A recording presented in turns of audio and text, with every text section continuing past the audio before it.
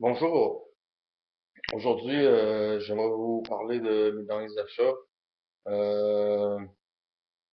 Tout d'abord, je vais vous parler d'un artiste français que j'ai souvent entendu le nom, puis j'ai toujours demandé comment sa musique sonnait. Puis ça a été recommandé par beaucoup de gens. Excusez-moi, je vais manger. Euh, Ici, j'ai son classique, Oxygène. C'est 6 pièces. C'est plutôt court quand même, comme album. C'est un album qui dure peut-être 38 minutes ou je sais pas trop. C'est un bon album. C'est un album très comme relaxant. Euh, Si vous travaillez, exemple, à lithothérapie, il y a des chances que ce soit comme de la musique propice. Si vous aimez pas le classique, euh, ça c'est, je faisais une parenthèse sur la litho, là, parce qu'il y en a qui se demandent tout le temps c'est quoi la musique appropriée pour méditer ou pour relaxer ou peu importe, travailler ses pieds. Ça peut être de la musique idéale. Je trouve que ça ressemble des artistes dans le même genre. Il y a Tangerine Dream, qui est pas mal la version anglaise de Jean-Michel Jarre. Puis il y a aussi Vangelis qui fait un peu comme c'est similaire un peu à Vangelis. Ensuite, on a Jean-Michel, genre Equinox. Vous voyez, c'est une belle pochette. On dirait tous des petits hiboux, là. Il y a 8 pièces là-dessus. Il est un petit peu plus long, celui-là. À date, j'ai juste eu une écoute de chaque. Fait que j'ai préféré Equinox à Oxygène.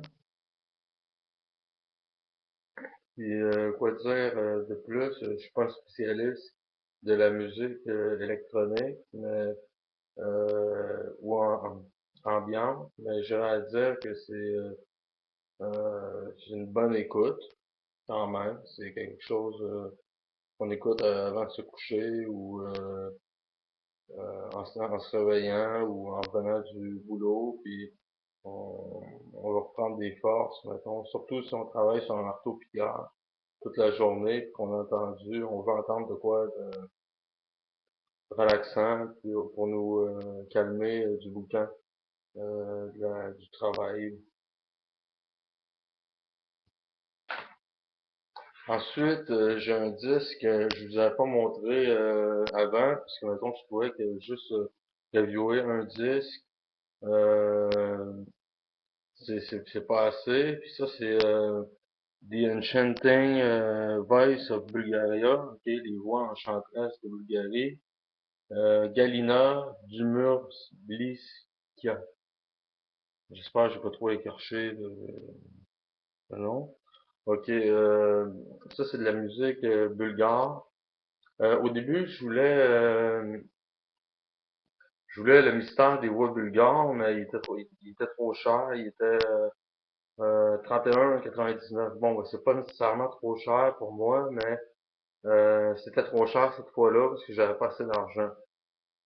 Puis il me manquait peut-être de peut-être 3-4 $ mettons, pour l'acheter. Avec les taxes, j'y arrivais pas. C'est un bon disque, mais c'est un peu répétitif quand même. L'instrumentation est intéressante, mais les voix bulgares, c'est pas juste les femmes, c'est les hommes aussi, mais là-dessus, c'est juste les femmes, mettons. J'ajoute des points au disque pour ça. Euh, mais en somme, comment je pourrais dire, donc, j'allais dire, j'oscille entre le bon et le moyen pour ce disque-là, ok? À première écoute, je l'ai trouvé comme j'ai trouvé ça intéressant. Après ça, deuxième écoute, un peu moins intéressant. Mais reste que des groupes comme Dead Can Dance, ils tirent leur inspiration des chants bulgares un peu, puis ça se voit là-dessus.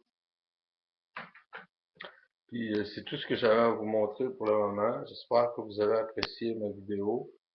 Il va y avoir d'autres vidéos qui vont suivre quand je vais avoir d'autres matos, quand je vais avoir d'autres disques. Là, pour l'instant, j'ai rien d'autre à vous montrer. Puis c'est tout.